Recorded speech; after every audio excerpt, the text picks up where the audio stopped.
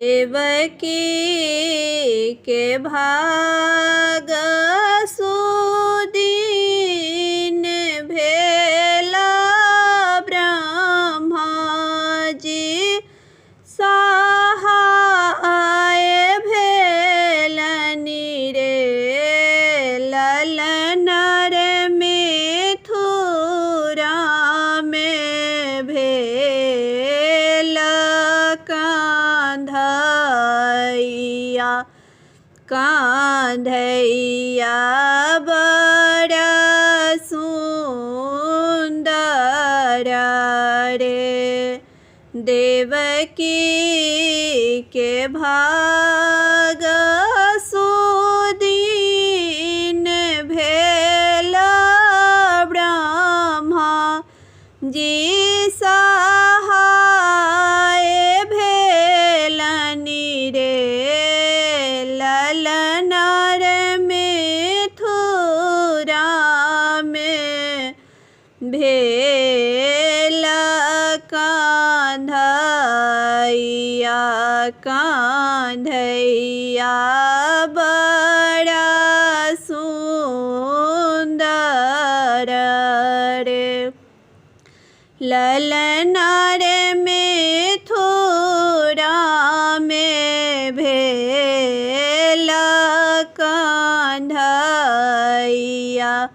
कान्हैया बड़ा सुंदर रे। धन भाग यशोदा की धन भाग देवकी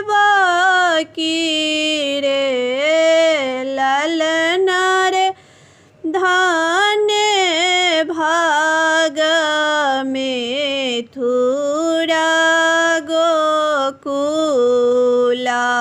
की कृष्णा जी जनम लेला रे।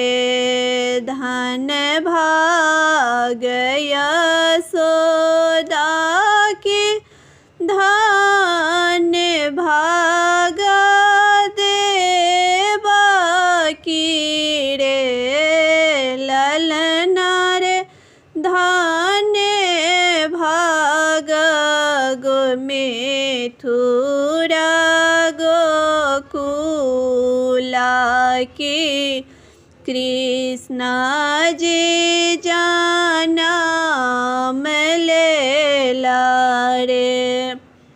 दुआरे पर बाजन बाजथि आंगने पामरिया नाचै रे ललन रे गोपी के भाग उदय की संग खेलती रे। दुआरे पर बाजन बाजथि आंगने पामरिया नाचती रे ललन रे गोपी के भाग उदय की संग खेलती रे। गोकुला के धरती आनंद भेल यशोदा के लाल भेल रे ललन रे आबि गेल मुरली बजैया की कृष्ण कान्हैया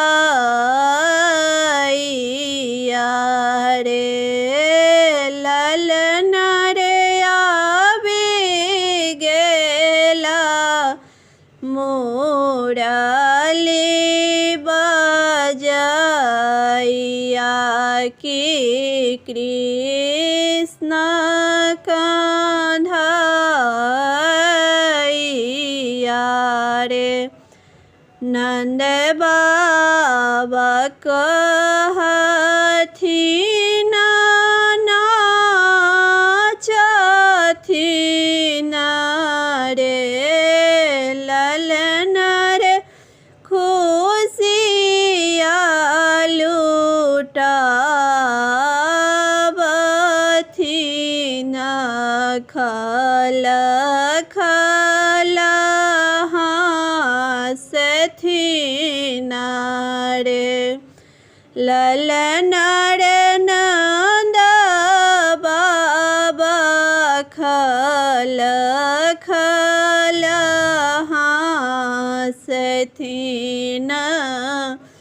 खुशिया लुटावथिन रे। घर सा बाहर भेला माइया से यशोमती रे ललना रे देखी देखी कान्हैया के सूरतिया की नजर उतारथि रे ललना रे देखी देखी कन्हैया के सूरतिया की नजर